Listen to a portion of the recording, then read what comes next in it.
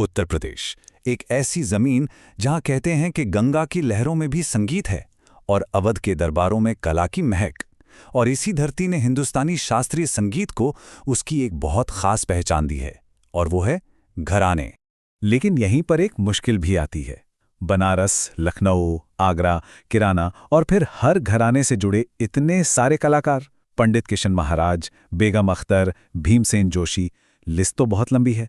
तो सवाल यह है कि संगीत के इस विशाल नक्शे को कोई समझे कैसे, और सबसे बड़ी बात, याद कैसे रखे।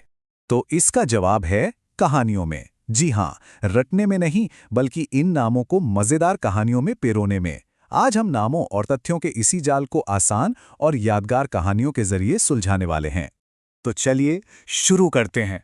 सबसे पहले हम समझेंगे कि ये घराना होता क्या है। फिर बनारस और लखनऊ के मशहूर दरबारों की सैर करेंगे। उसके बाद इलाहाबाद, आगरा और किराना की अनूठी दुनिया को देखेंगे। फिर कुछ विशेषज्ञ घरानों पर एक तेज नजर डालेंगे और आखिर में समझेंगे कि ये सब मिलकर क्या शानदार तस्वीर बनाते हैं। तो सबसे पहले, ये घराना आखिर है क्या चीज? देखिए, इसे संगीत का एक स्कूल समझिए, जिसकी अपनी एक अलग, एक सिग्नेचर स्टाइल होती है। मतलब गाने बजाने का एक खास अंदाज, जो पीढ़ी दर पीढ़ी गुरु से शिष्य तक पहुंचता है और उस घराने की पहचान बन जाता है। तो चलिए इस सफर की शुरुआत करते हैं उत्तर प्रदेश के दो सबसे बड़े कल्चरल सेंटर्स से। एक तरफ है गंगा किनारे बसा आध्यात्म और संगीत का संगम बनारस, और दूसरी तरफ है नवाबों की शान और शाही दरबारों की रौनक लखनऊ। बनारस घराना अपने आप में बहुत खास है, क्योंकि यहाँ गाना, बजाना और नाचना यानी कथक, ये तीनों कलाएं एक साथ मिलकर आगे बढ़ीं। यहाँ के बड़े नाम हैं तबला के जादूगर पंडित किशन महाराज, ठुमरी की रानी गिरिजा देवी और ठुमरी टप्पा की बेमिसाल गायिका रसूलन बाई। अब इन तीनों को एक साथ याद रखना, यही तो चैलेंज है। तो इसका हाल एक छोटी सी कहानी में है। बस इतना सोचिए, बनारस के किशन ने गिरिजा को रस पिलाया। देखा कितना आसान है।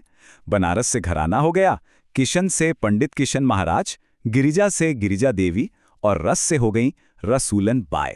एक लाइन और तीनों कलाकार याद। अच्छा जी, अब बनारस से सीधे चलते हैं अवध के शाही दरबार लखनऊ। ये घराना नवाब बाजद अली शाह के दौर में खूब फला फूला।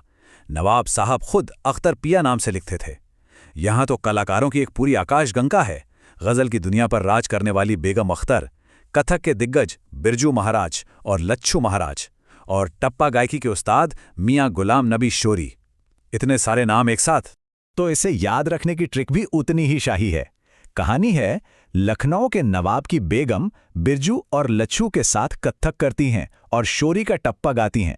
बस इस एक लाइन में नवाब साहब, बेगम अख्तर, बिरजू लच्छू महाराज और मियां गुलाम नबी शोरी सब आ गए, एकदम परफेक्ट।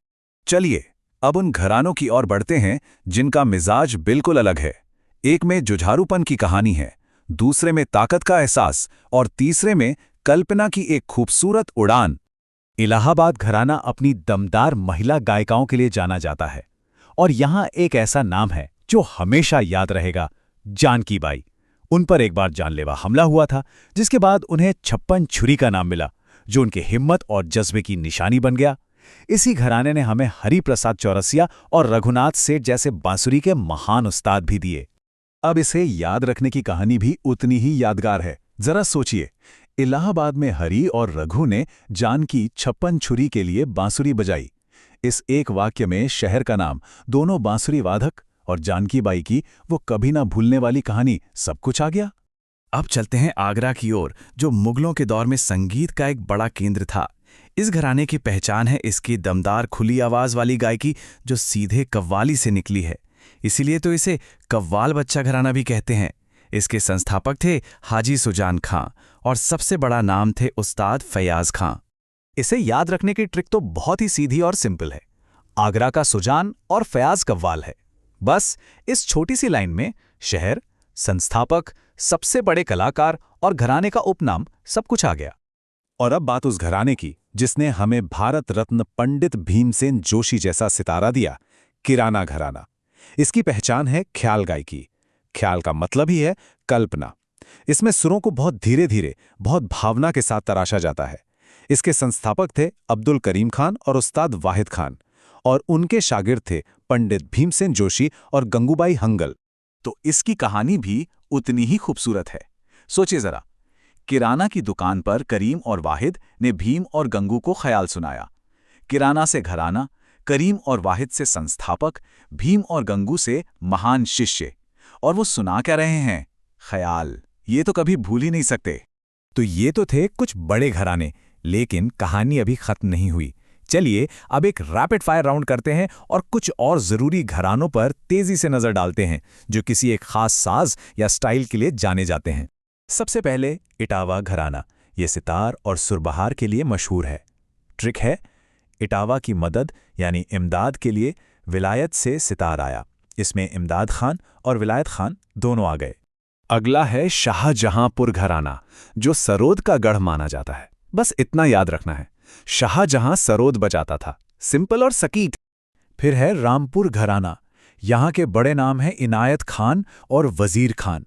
तो इसकी कहानी है, रामपुर में राम की इनायत से सब वजीर बन गए। और आखिर में कानपुर घराना।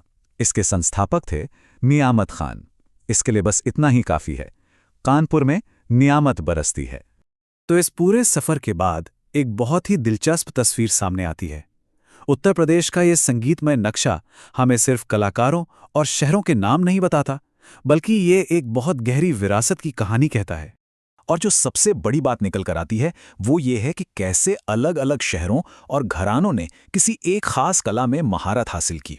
जैसे इटावा सितार का सेंटर बन गया, तो शाहजहांपुर सरोद का। बनारस ने ठुमरी और कथक को अपनी पहचान दी, तो किराना ने ख्याल गायकी को नई ऊंचाइयों तक पहुंचाया। ये एक तरह की ज्योग्राफिकल स्पेशलाइजेशन है जो इन घरानों की सबसे बड़ी देन है। तो आखिर में एक सवाल के साथ छोड़ जाते हैं। आज की इस ग्लोबल दुनिया में जहां संगीत की कोई सीमा नहीं रही, ये सदियों पुरानी और अनूठी सिग्नेचर स्टाइल अपना वजूद कैसे बचाए रखती हैं, और भविष्य में इनका क्या रूप होगा? सोचने वाली बात है।